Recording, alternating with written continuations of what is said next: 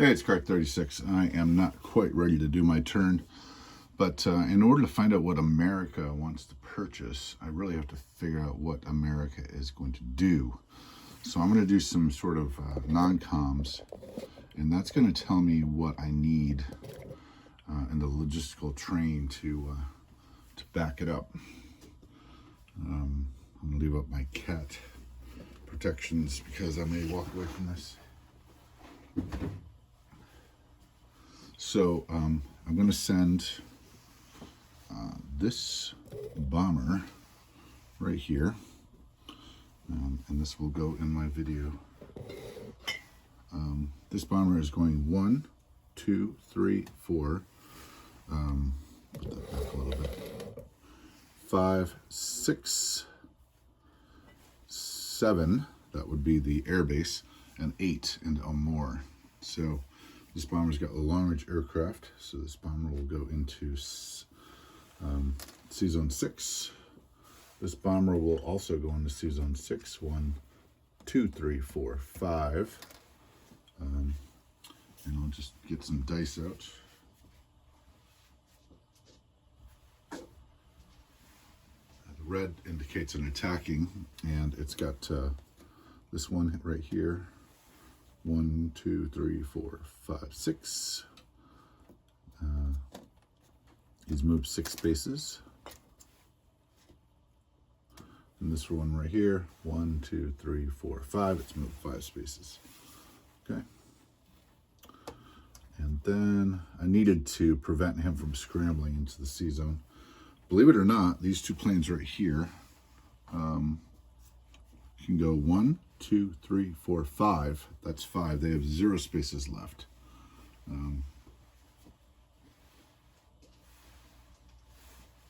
And the aircraft carrier is going to have to move into the C zone.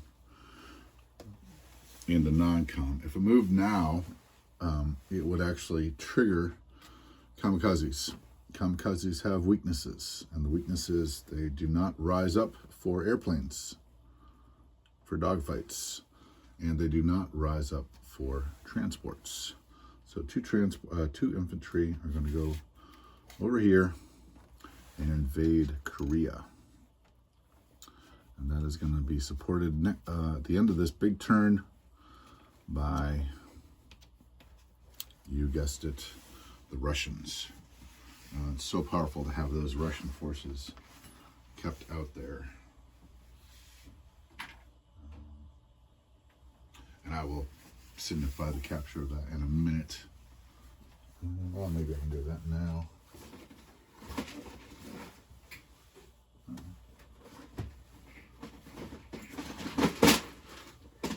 So again, this is all in the non-com because I have to figure out what I'm doing in order to figure out what I need to buy. So I would say that's a fairly successful, and that right there demonstrates the value of technology. That's fun.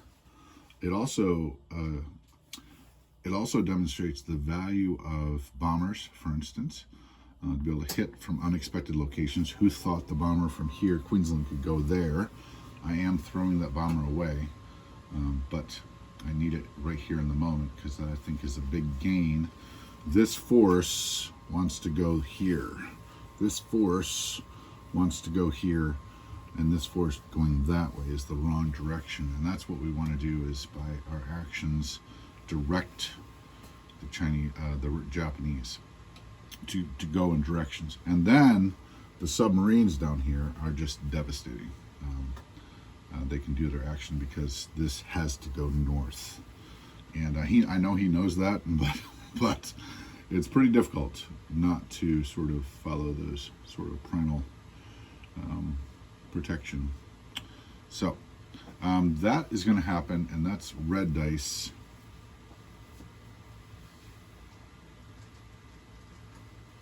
Just going to put a red dice up here, indicated combat. There's some non-coms I'm going to do. Like I said, it's really handy to know where things are going to go.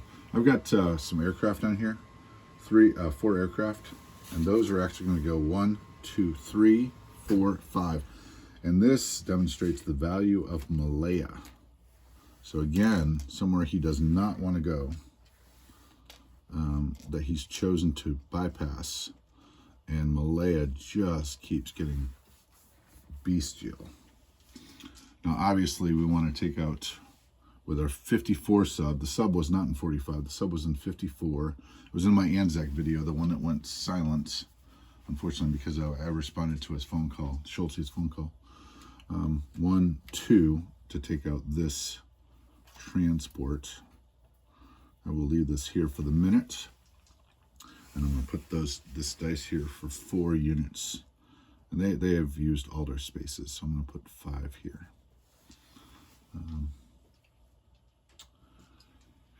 So then, what do I do with this? And I think the answer is I draw back and put more pressure and danger on.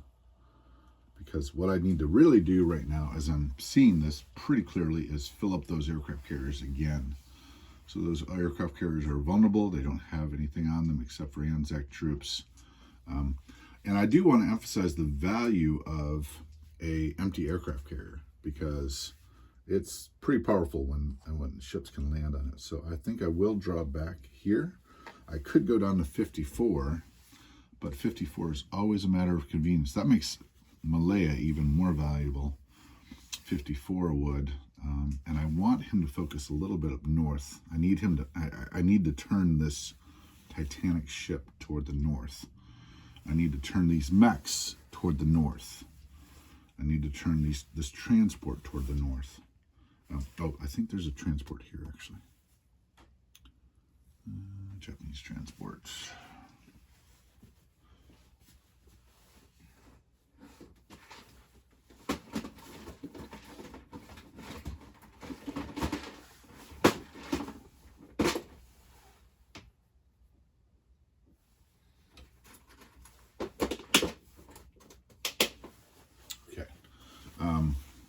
Pretty sure. And this is not here. This is here. Yep. Okay, good. All right. So that's I think that's probably going to end up being. This is a non-com, and I think I'm gonna move the battleship for sure. The carrier for transport for sure. These 2 aircraft come with the aircraft carrier for sure. The cruiser, yes. I may send a cruiser or destroyer down here because, again, I want him going in different directions. I want this busted up. Even if he destroys me in detail, what that does is allows these 3 subs to combat this, because he's got to bring a destroyer in here, and then we play destroyer wars. His destroyers cost 8. Inflationary terms, when you're facing an economy of UK Pacific, China, and Anzac, and America, those destroyers are actually the cost of like a cruiser.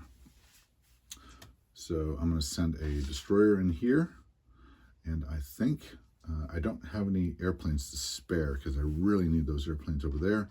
I'm going to send a cruiser in. Like I said, it does deplete my Navy, but it also, at the same time, and I'm going to do this from this zone right here. And then I do not generally keep, okay, I have to pay $1 because, nope, that's not going to work. There was only 1 destroyer there. I do have to pay $1, and one of these is going toward training this Marine, because in the non-com, this Marine is actually going to, no, actually I'm not going to do that. This sub is going to go, and it never stay. I do not like subs with the fleets, the main battle fleets. I want them. I'm assuming I was counted as destroyers. Right here, it's got 3 destroyers. I've got 3 subs down here, a sub here. He needs to take care of this. He'd prefer to send the sub against this, but he can't. And then this sub is going into, in the non-com, into Season 6. To convoy. Okay, so I do definitely need a new transport. I do have 1 available, but I need more units on it. So I think that sub is going north. I really like, I could send a destroyer This destroyer coming from East Coast could go over here, up here, West Coast, in order to, yep, that's what this is going to do. This will also give him something to do, he'll worry about. So I will go to the Aleutians with this sub and destroyer, and he's going to know that I'm coming after his sub.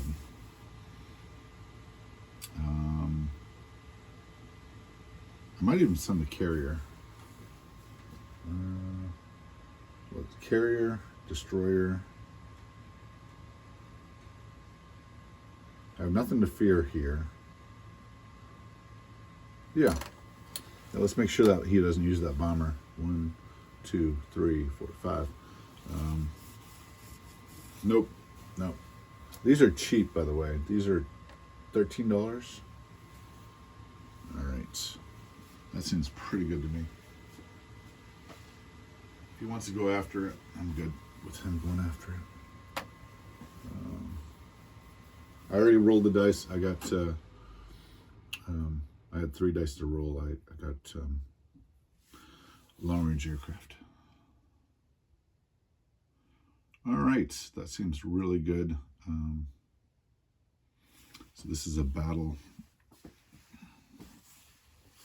All right, let's take a look at the infrastructure that I'm building over here. And that is exactly what I'm trying to do. That's how I express it, and it's not without cause. So I'm going to take this over here in the non-com, and this sub. That's the white dice.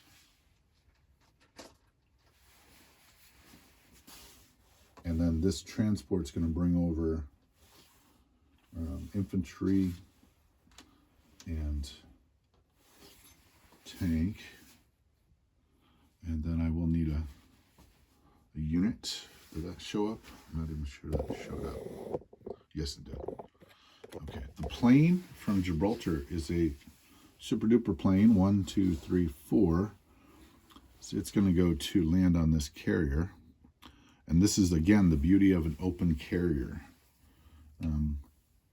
This cruiser, that's going to go here as a non-com.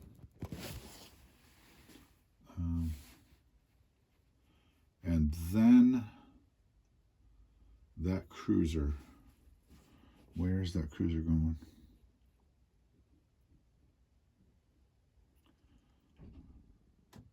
Okay, my wife is waking up, which means I need to make her some coffee.